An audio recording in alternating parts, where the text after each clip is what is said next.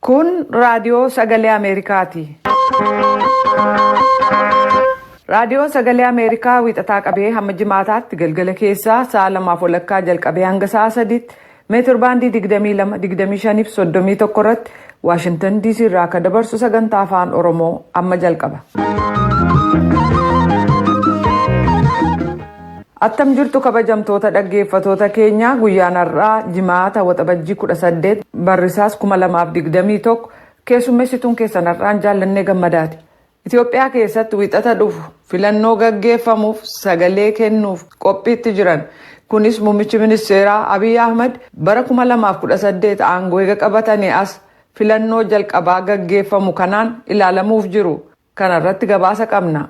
Godina shawaa lixaa aanaa meettaa walqixxee keessatti hojjetoonni ijaarsa daandiiwwanii 9 ajjeefamuu bulchaan godinichaa ibsaniiru. Gama kaaniin kitaaba namni tokko barreesse eehama malee marsariitii hawaasaa irratti maxxansuun ni danda'ama. Isaan kun kanneen har'aaf dhiyeessinu keessaati. Jimaata waan ta'eef qophiin labataa qindaa'ee yeroo isaa eeggataa jira. Hanga xumura sagantaa keenyatti nu waliin turaan affeerraa keenya baratamedha. Amma oduuf gara Bafaqaaduutti dabarra. Akka mul'atan amma oduu har'aaf qabnu isin dhageessistu. Erga muummichi ministeeraa Itoophiyaa Abiy Ahmed aangootti dhufanii as yeroo jalqabaatiif filannoon Itoophiyaa keessatti taasifamu inni marsaa 6ffaa wiixata dhufu jalqabaan. Gabaasa Heezer Merdook Finfinnee irraa VOA'dhaaf qopheessite Tuujubee Horaatu dhiyeessa. Kanneen daandiirra deeman duula hamaa Finfinnee keessatti gaggeessamaa ture innaa ilaalu amma gaariidha jechuudhaan Itoophiyaa keessatti walabummaan yaada ofii innaa ibsamu kan akkasii arginee hin beeknu jedhu. ከአሁን በፊት ባየነው ምንም ያየነው ነገር የለም በምርጫው in the past filannoo ilaalchisee yeroo darban keessa kan akkasii arginee hin beeku. Jireenyi qaalaweeraa yookaan mi'aayeraa yeroo dhiyoo hokkara ka'een namoonni du'aniiru garuu filannoowwan gaggeessaman kanan sirreessu jedheen abdadha. Amma walabummaatu jira. Paartileen mormitu walaba ta'anii duula filannoo gaggeessaa jiru. Biyyattiin dimokiraatawaa taati jennee abdanna jedhan. Wixata dhuftu Itoophiyaa keessatti uummati sagalee kennu waggaa 6 keessatti miseensota paarlaamaaf kabiyyoolessaa kaadhimamtoota 8,000 kanneen paartilee 49 keessaa ta'an filachuuf gara wiirtuu filannoo dhaquuf jira. Kaadhimamtoonni hangi tokko akka jedhanitti uummanni sagalee kennu irraa hedduu kan inni yaadda'u misooma dinagdee siyaasaaf nageenya ilaalchiseeti. But among the most important issues is that we should have tranquility and peace prevailing in all parts of Ethiopia. Hedduu barbaachisaa kan ta'e keessaa kutaalee Itoophiyaa mara keessatti tasgabbiif nageenya jiraachuu isaati jedhan. Walitti bu'iinsi naannoo Tigraayiif muddamni naannolee biraa jiraatus filannoo booda nagaa akka ta'u nan amanaa jedhan Toofiq. Rakkina Tigraay keessatti adeemaa jiru akka qoratu kan dhaabbate Komishiiniin Qaama Gamtaa Afrikaa akka hojii isaa dhaabu mootummaan Itoophiyaa gaafachuu isaa oduun Associated Press gabaaseera.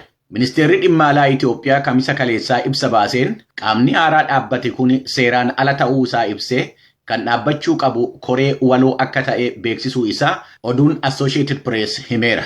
Haa ta'u malee qaamni koree komishinii mirga namoomaa fi namoota Afrikaa jalatti hundaa'e kun mootummaa Itoophiyaa irraa wanti isa qaqqabe akka hin jirree fi akka hojii isaa itti fufee dubbata. Wanti nu jalqabne waan dhaabbatu miti. Mootummaa Itoophiyaa irraa eeyyama arganneerra. Dhimma nageenyaa irraa kan ka'e gara Tigraay deemuu hin murteeffanne. Erga hojii keenya raawwannee booda gabaasa keenya hin maxxansina. Wanti dhoksinu hin jiru jedhanii itti aanaa dura taa'anii Komishinii Gamtaa Afrikaa Reemii Nigoyilumbaa. Waajjirri mirga namoomaa mootummoota gamtoomanii waa'ee Tigraay irratti Komishinii mirga namoomaa Itoophiyaatii wajjiniin qorannoo gaggeessaa jira. Yemmuu Itoophiyaan qaamolee alaatii wajjinii qorannoo waloo taasisuu irratti amantu kana gaaffiin walabummaa immoo ka'aa jira. Komishinar Maayaa Saahilii Faadeel mootummaa wajjiniin hojjechuun walabummaa komishinichaa gaaffii keessa akka galchu dubbachuu isaanii Associated Press caqaseera. Komishiniin Afrikaatii fi kan mootummoota gamtoomanii garuu waliin hojjechuu akka danda'anu itti aanaa dura taa'an Komishinii Gamtaa Afrikaa Reemii Nigoyilumbaa dubbataniiru. Komishinichi hojii qorannoo isaa kamisa kaleessaa irraa jalqabee gaggeessaa akka jiruu fi ji'a 3 fi akka turu gabaasni Associated Press ibseera. Haalli nageenyaa fi gargaarsaa Tigraay keessa jiru ji'a kana keessas akka fooyya'insa hin agarsiifne gabaastuun VOA Margaaret Baashir aangawoota mootummoota gamtoomanii caqastee dhiyeessite himeera. Akka gabaasni kun jedhetti lolli ammayyuu adeemaa jiru sochii hojjettoota gargaarsaa danqaa jira. Akka hojjettoonni namoomaa jedhanitti caamsaa tokko jalqabee sochii godhameen namootaan gargaarsa argachuu qaban miliyoonii 5.2 keessaa namootaan torban darbe gargaarsa argatanii 600,000 fi 54,000 dabalatee kan amma ammaatti qaqqabamuun danda'ame nama miliyoonii 2.3 qofa. Pireezidaantiin duraanii biyya Zaambiyaa Kenneth Kaunda waggaa 97tti addunyaa kanarraa du'aan boqotaniiru. Akka abbaa Zaambiyaa ishee haaraatti kan beekamanu Kenneth Kaundaan biyyi isaanii akka lakkoofsa Awurooppaatti bara 1964 bittaa Birittaaniyaa jalaa erga baatee booda amma bara 1991tti pireezidaantii Zaambiyaa isa jalqabaa ta'anii bulchaa turan. Kun raadiyoo sagalee Ameerikaati. Manni maree bakka bu'ootaa Yuunaayitid Isteetsi seera isa bara 2002 darbee ture isa pireezidaantii biyyattiifii fi aangoo waraana labsuu eeyyamu haqeera. Heerri Yuunaayitid Isteetsi aangoo waraana labsuu kan kenne mana maree bakka bu'ootaa yookiin immoo koongireesiidhaaf ture. Haa ta'u malee haleellaa fulbaana 11 isa bara 2000 booddee aangoon suni akka pireezidaantiidhaaf kennamu taasifamee ture. Lola Joorji Buush inni ilmaa Iraaq irratti labsan dabalatee pireezidaantonni Ameerikaa 3 kan paartilee lamman irraa aangoo qabatan seericha walitti bu'iinsa adda addaatiif fayyadamaniiru.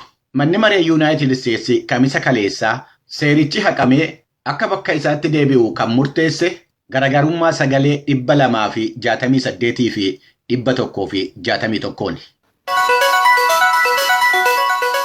Kan dhaggeeffataa jirtan raadiyoo sagalee Ameerikaa sagantaa afaan Oromooti.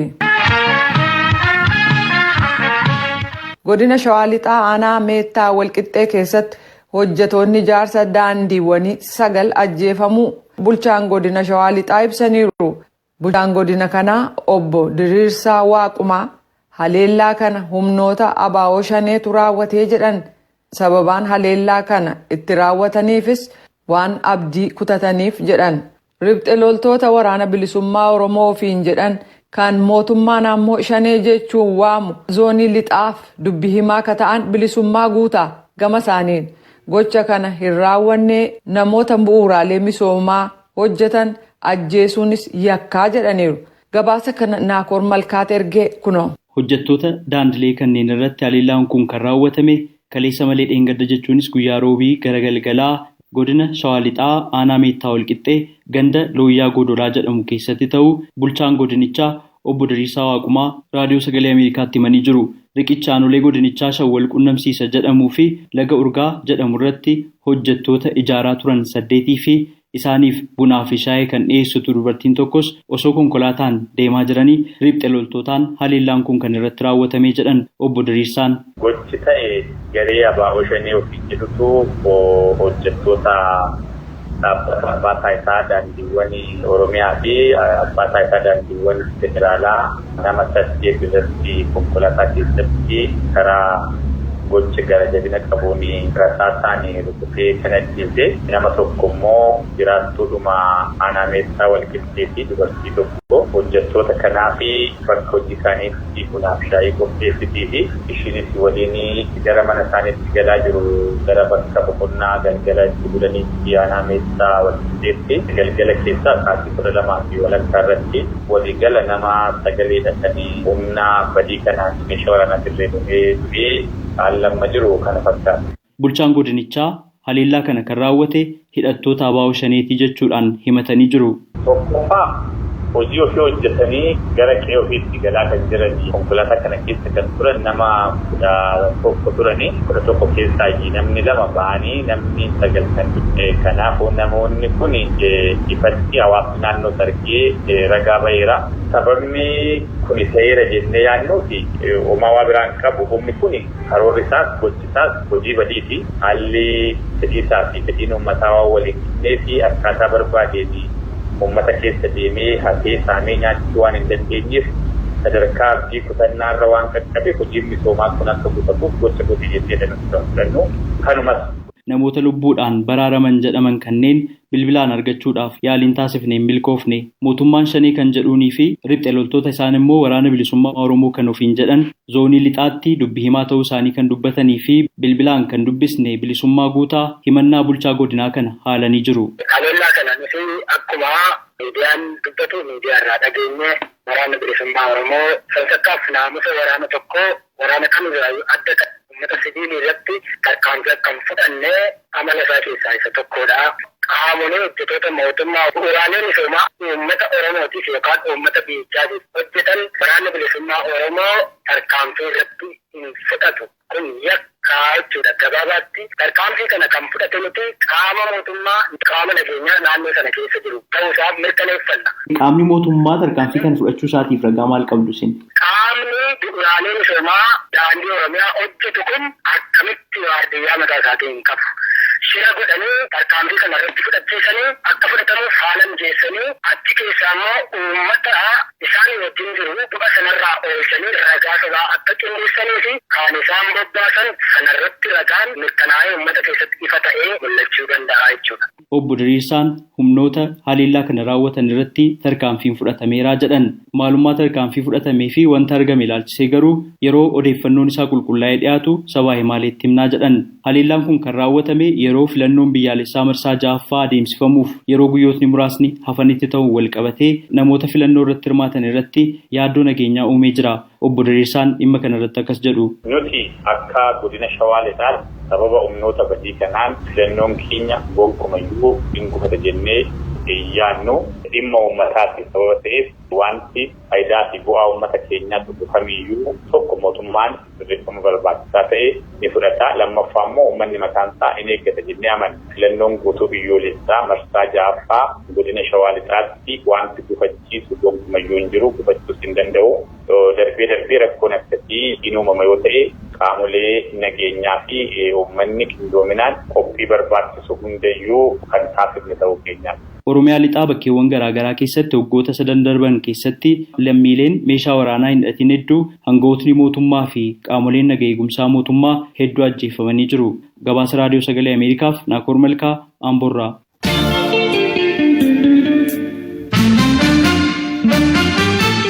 Kan dhaggeeffataa jirtan Raadiyoo Sagalee Ameerikaa sagantaa afaan Oromooti.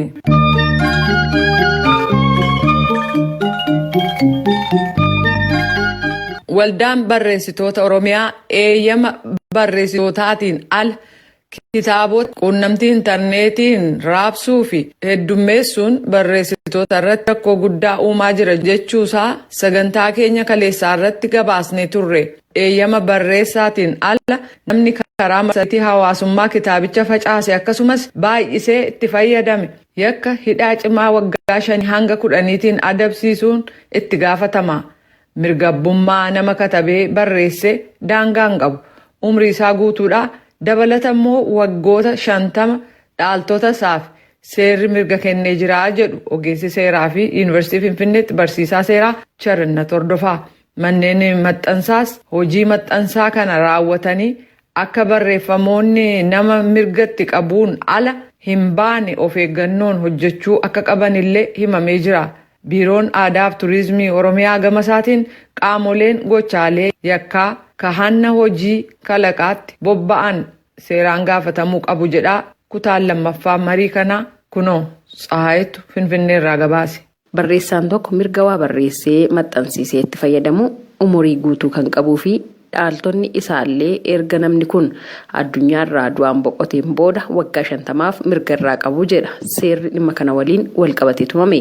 Haa ta'u malee yeroo garaagaraatti namoonni heeyyama barreessaa kitaaba maxxansiisee abbummaarraa qabuun ala karaa marsariitii hawaasummaatiin tatamsaasuu irratti fuulleffataniiru. Kun ammoo barreessitoota hedduus mufachiisee jira.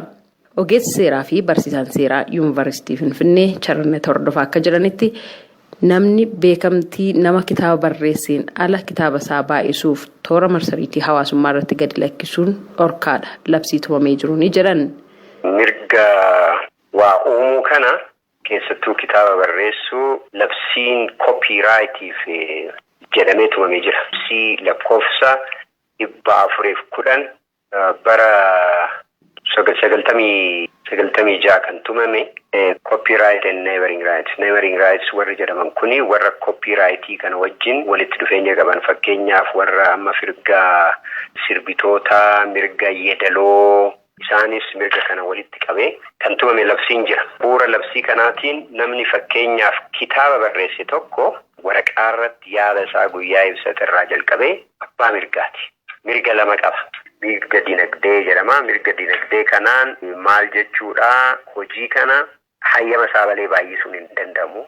Hayyama isaa malee hiikuun afaan biraatti hiikuun hin danda'amu. Hayyama isaa malee gara hojii biraatti jijjiiruun hin danda'amu. Fakkeenyaaf kitaaba kana gara fiilmii, gara diraamaatti jijjiiruun hin danda'amu hayyama isaa malee. Yookaan gurguruudhaanis maallaqa irraa argachuun hayyama isaa malee hin danda'amu. Caaffata kana biyya alaatii hayyama isaa malee biyya kanatti galchuun hin danda'amu. Waan kana hayyama isaa malee uummatatti agarsiisuun hin danda'amu. Gara biraatiin mirgi inni qabu maali? Moral rights jedhamu qaba. Namni labsii kana darbee argame yakkaan itti gaafatama. Barreessaa sanaafis beenyaa kaffalaa jedhu ogeessi seeraa kun. Hojii namaa akka namaaf dabarsanii agarsiisuun akka namni itti fayyadamu gochuun kan danda'u abbaa uume san qofa. Abbaa hojjete abbaa kitaabichaa san qofa malee namni biraa kana gochuu hin danda'u. Kana goonaan nama san abbaan kitaabaa waan sadi gaafachuu danda'a. Tokkoffaa akka namichi kitaaba kan intarneetii irratti teechise kuni akka hojiin sun akka ka'u orkaa irratti kennisiisuu jechuudha. Akka ka'u kan biraa immoo miidhaa isa irratti qaqqabe galii dhabeen waan galii dhabe kana odoo kitaabni kun gabaarra oolee gurguramee hagam fida kan jedhu kana waan argachuu danda'u san gaafachuu danda'a. Hamlee isaa tuqameef mirgi isaa waan diigameef qarshii 100,000 miidhaa hamleetiif gaafachuu fi argachuu hin danda'a jechuudha. Inni sadaffaan yakkaan gaafatamuudha. Namni waan akkasii dalage kuni hidhaa cimaa waggaa 5 hanga waggaa 10 nama adabsiisa waan kun. Rakkoon kitaabota barreessitoota jalaa hatanii toora marsariitii hawaasummaa irratti gadi lakkisuun miidhaa guddaa qabaa kan jedhan ammoo Dr. Darajee Garafaati. Abbaa mana maxxansaa Subii. Inni calqabaa fi karaa mana maxxansaa keenyatti wanni maxxanfamee akkuma carraatti nu biraanis haa ta'u karaa biraatiin bahee kan jedhu infoormeeshinii amma ammaatti ittiin argan jechi warri nu biratti maxxansiisan. Kuni baay'ee safuudha. Qabeenya namaa saamuun waan baay'ee nama saalfisu. Keessattuu immoo kitaabni waan addaati jechuudha. Qabeenyumni hundumtiyyuu qabeenya nama tokkoo saamuun baay'ee nama qaanessaa. Isarra darbee iyyuu immoo qabeenya akkanaa kana. Qabeenya namni tokko sammuu isaatiin baay'ee itti dhiphatee kitaaba godhee baase kana akkasumaan warra xiqqoodhaaf waan hin taaneef jedhanii namichi suni akka kisaaraa keessa galu. Namicha san qofaas miti. Soosaayitiin illee akka kisaaraa keessa galu goonaa jechaadha. Maaliif namni tokko kitaaba barreessee sammuu isaatiin itti cinqamee qarshii isaa itti baasee gaafa kitaaba tokko maxxansee uummatatti raabse amma dadhabbii isaallee yoo argachuu baate yoo qarshii san deebisuu baate namichi sun deebisee kitaaba san maxxansuu hin danda'u jecha namni jarreen kana laalu immoo namichi suni qofa odoon ta'in namni biraallee namni isaan laalu deebisee kitaaba kana barreessuu keessan galu jecha. So kitaabni immoo erga hin barreeffamne maxxanfamuu hin danda'u erga maxxanfamne namni waan dubbisu argachuu hin danda'u. Walumaa galatti namicha san dhuunfaadhaan hin huba maatii isaa hin huba walumaa galatti soosaayitii akka waliigalaatti waan hubuufaan akkanaa kana saalfachuun baay'ee barbaachisaadha. Baay'ee waan nama gaddisiisu. Dr. Darajeen manni maxxansaa tokko icciitii maamiltoota isaa eeguuf of eeggannoo inni gochuu qaba jedhan tarreessaniiru. Of eeggannoon godhamuun irra jiru sadarkaa adda addaatitti jechuudha. Mana maxxansaa qofatti odoon ta'in isteekholdariin kitaaba kana calqabarraa barreeffamee amma maxxanfamee kitaaba ta'ee bahutti of eeggannoon sadarkaa adda addaatitti godhamuutu irra jira. Manni maxxansaa wanna kana keessatti gahee qaba. Maaliif kitaabichi calqabarratti sooft koppii ta'ee dhufa. Gaafa inni dhufu hojjettoota warra sanirratti ingeejii godhan haala addaatiin sakatta'uun barbaachisuu danda'a. Sooft koppii akka qabatanii hin baane gochuun barbaachisaa ta'uu danda'a. Walumaa galatti garuu namni kanarratti hirmaatu hojjetaan suni amala gaarii, etiksii gaarii nama qabu, safuu nama qabu ta'uu danda'utu irra jira jedhee namni jechaadha. So manni maxxansaa hojjetaasaa diizaayinarii gaafa filatu nama intigiriitii qabu, nama safuu qabu filachuu danda'utu irra jira. Erguma namni suni filameeyyuu immoo of eeggannoon adda addaa sakatta'in adda addaa godhamee namichi sun yoggaa bahu waan san akka qabee hin baane gochuun barbaachisaadha jedhee namni jechaadha. Kan biraa harka tokko erga kitaabichumtiyyuu bahe kitaaba san footoo kaasanii kitaaba san illee PDF jedhanii aploodii gochuun hin danda'ama jechaadha. Kuni hundiyyuu sirriitti sakatta'amee laalamuu danda'uutu irra jira kana mala jecha. Gochi seeraan ala kitaabota barreessitoota jalaa toora marsariitii hawaasummaa irratti gadi lakkisu kun barreessaa miidhuun jiratti hogbarruu Oromoo duubatti deebisuudha. Kun yakka qaamoleen kana raawwatan seeraan gaafatamuu qabu kan jedhan ammoo hoogganaa Biiroo Aadaa fi Turizimii Oromiyaa obbo Kabbadaa Deessaati. Kun mirga maxxansaa faana wal qabatu.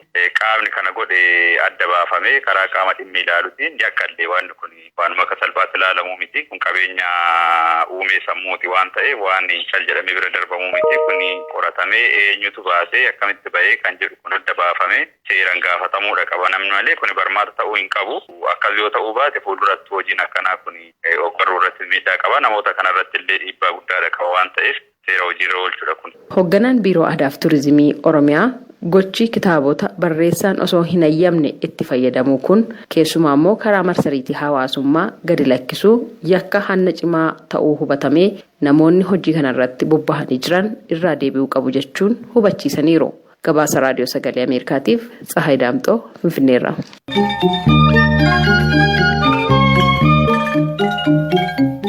Kan dhaggeeffataa jirtan Raadiyoo Sagalee Ameerikaa sagantaa afaan Oromooti. Amma gara qophii labataatti dabarra.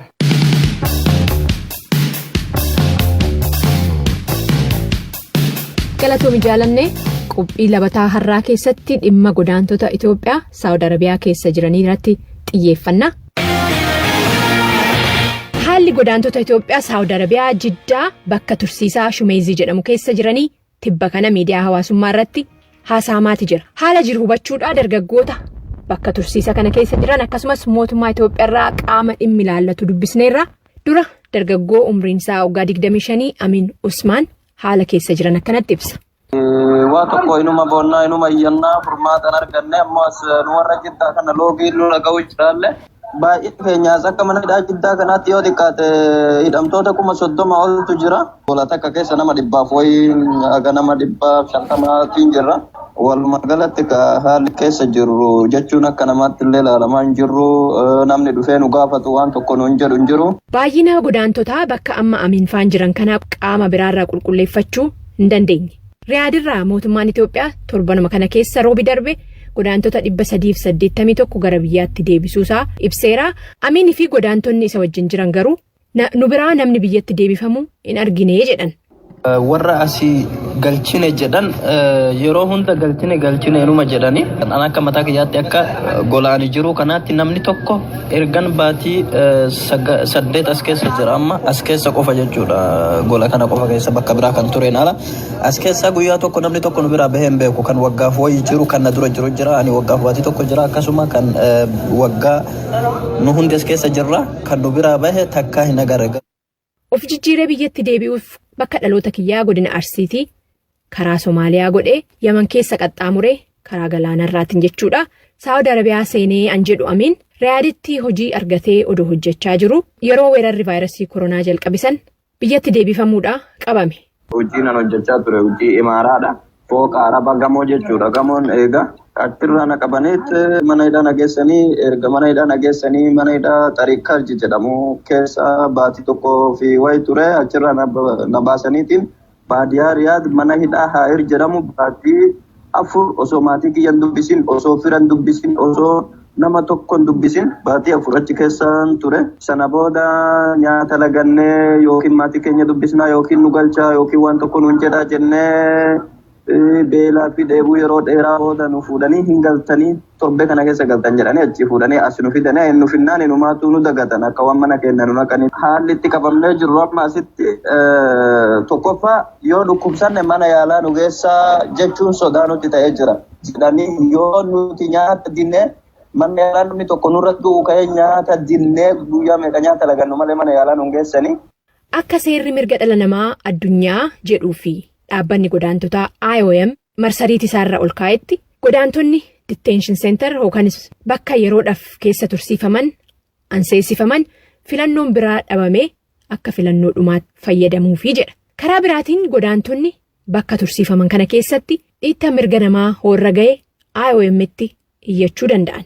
Haaluma kanaan akkaataa godaantonni Itoophiyaa bakka tursiisamaa Shumeessii kana keessatti itti qabamanii jiran mootummaa Saawud irraa deebii argachuudha yaallus hin milkoofne. Jaarmayaa godaantotaaf hojjetu IOM irraa bakka bu'aan damee iddugalaa fi Afrikaa kaabaa dhimma godaantota shumeessii keessa jiran ilaalchisee irratti hojjechaa jiraachuudhaa fi dhimmi kun dhimma guddaa ta'uusaa nu ibsee odeeffannoo argatan qindeeffatanii yeroo fixan akka nu beeksisan nutti himuudhaan ammatti garuu yaada kennuu akka hin dandeenye dubbatan. Gara godaantotaatti hoo deebine warri jiddaa jiran kun gaafii fi hawwiin isaanii amma biyyatti deebifamuudha. Nuti amma gaafiin keenya tokkoffaa mootummaa Itoophiyaati. Yeroo hunda nyaata lagannis haa ta'uu gaafii adda addaa mootummaa kanaaf ni dhiyeessina. Nuti waan isiniif goonuu hin qabnu halkan takka akka nurra bultan hin barbaannu. Nuti osoo nuuf ta'ee boru osoo nurraa galtanii nuufis faayidaadha. Isin wajjin dararamaa jirra. Kanaaf nuti isin hidhuu barbaanneetii miti gara mootummaa keessanii. As dura guyyaa 4 nyaata lagannee embaasiin lammii kiyya jedhu tokko dhufee osoo maaliif lagattan maal barbaaddan maaltu isin dhibe osoo nuun hin jedhin. Guyyaa 4ffaatti namni nurratti kallaafee fuunee mana yaalaatti erginee booda deebii gaafii keenya osoo hin argatin akkasitti hafne. Asitti namni nu dubbisu hin jiru waan barbaanne waan feene yoo rakkanne askarri nama feetee tumtee seerri keessaa cabee seera keessaatiin ala nama waan fedhan godhanii kun maraatee kun maal ta'e. Ministeera dhimma alaa Itoophiyaatti Ministeerri Dippiloomaasii Dinagdeetii fi Dhimmoota Diyaaspooraa Tsiyoon Takluu Itoophiyaan ji'a fulbaanaa darbee qabee amma ji'a amma keessa jirru kana waxabajjiitti lammiiwwan biyyoota adda addaatti godaananii turan 32,000 ol biyyatti deebisuu namoota biyyatti deebisuun bakka tokko fuudhanii bakka tokko geessu qofasii miti godaantota kana deebisanii hawaasatti makuu gaafataa hojii baay'ees gaafataa jechuudhaan gaafii VOA irraa dhihaateefiif karaa WhatsAppii deebii kennaniiru. Gara godaantotaatti hoo deebine bakka amma jirtu kun detention center yookaan immoo bakka godaantonni tursiifaman jedhama. Ati immoo amma yeroo wajjin haasofnu kan mana hidhaa jettaa godaantonni biraas mana hidhaa yoggaa jedhan yeroo baay'een dhagaa. Maaliif? Tole galatoome gaafii bareedana gaafatte numaatu gaafii yeroo dubbatamu nu as keessatti gaafii matama kennattu gaafii nutti ta'u nu gaafatte galatoome. Mootummaan yeroo gabaasu fakkeenyaaf miidiyaaleen biyyaa yeroo gabaasan lammiilee Itoophiyaa Suud Arabiyaa bakka tursiisaa jiran jedhan malee mana hidhaa jiranii nuun hin jedhan. Dhugaa dubbachuuf hedduu nu gaddisiisas hedduu nu ajaa'iballee maaliif jennaan bakki tursiisaa wanti jedhamu as keessa hin jiru. Mana hidhaa keessallee mana hidhaa ittiin kabaja hin qabnee fi sababa kennaan Itoophiyaan matammaan Itoophiyaatu ittiin arrabsamtu keessa jirra jechuudha. Isin Itoophiyaa yeroo jedhan nu qofa arrabsanii osoo hin taane waa takka hin beektan nuun jedhan akka waan namaatti hin ilaalamnu jechuudha. Sababa kennaan biyya keenyallee arrabsan jechuudha. Egaa viidiyoo waraabdanii baastanis ammas yeroo na wajjin haasoftu kana bilbila intarneetii qabu qabda. Akkamitti argattan? Bilbila akka itti fayyadamnu bakka rakkoo sanitti illee akka mataa kiyyaatti fakkeenyaaf haala rakkisaa harkaa fi luka horii hidhamnee baatii 2 turre harkaa fi luka horii hidhamnee nama 2 mana fincaanii illee yeroo deemnu nama 2 harkaa luka horii hidhamnee wajji deemu turre baatii 2. Yeroo duraa. Achumatti illee bilbila kan itti argannu mootummaan hayyamee nuun seensu. Rakkoo keenyaaf jecha bilbila maallaqa Itoophiyaa yookaan 1,000 yookaan 2,000 bitamu nuti gara 30,000tiin binneet dhoksaadhaan namoonni nu naqanii hannaan seensifannee rakkoo keenya ittiin gabaabanna malee hannaan fayyadamna malee namni bilbila tokko nu hayyame nuuf kennus hin jiru. Bakka tursiisaa kan jedhamu osoo hin taane mana hidhaa keessaallee mana hidhaa itti kabaja hin qabnee fi itti dararamaa jirrudha manni hidhaa nuti jiru. Tursiisaa yeroo hidhan nu gaddisiisa akkamitti akka akkas jedhannu. Odeeffannoon dabalataa Ministeerri Dippiloomaasii Dinagdeetii fi Dhimmoota Diyaaspooraa Itoophiyaa kennan akka agarsiisutti jiddarraa fulbaana as godaantonni 3,243 gara biyyaa deebifamaniiru. Warra achitti hafe ilaalchisees gaafatamanii ammaaf sababa filannoo biyyoolessaa Itoophiyaa guyyoota muraasa keessatti godhamuuf yeroodhaaf godaantota biyya alaarraa deebisuun dhaabbachuusaa ibsaniiru. Qophii labataa torban darbee irratti yaada isin dhaggeeffatoota keenya biraa nu gahe keessa amma tokko dubbisee tanan sagantaa kiyya xumura shamarree wayaadhaa fi faaya aadaa Oromoo dirree intarneetii irratti gabaabantee gurgurtuu ture Jibriil Huseen intala jabduu akkattan hojii ishii jaaladhe irratti immoo oromummaa ishiitiin waan boontuuf hedduu jajjabeeffamuu qabdi VOA'nis galatoomayii jedheera. Haadiseen Garbaa aadaa lammii keetii akkuma addunyaatti beeksiste rabbi gatii kee bilisummaa haa taasisuu jedheera. Qophiin labataanarraa xumurameera torban qophii biraa mata duree biraatiin walitti deebina ani Tigisti Gammeetii nagahan. Raadiyoon Sagalee Ameerikaa galgala keessaa sa'a 2:00 jalqabee hanga sa'a 3 meetir baandii 22, 25 fi 31 irratti wiixataa hanga jimaataatti qophii afaan Oromootiin dabarsu asirratti raawwata. Qophii boruutiin walitti deebinaa nagaatti bulaa amma sagantaa afaan Amaaraatu itti fufa.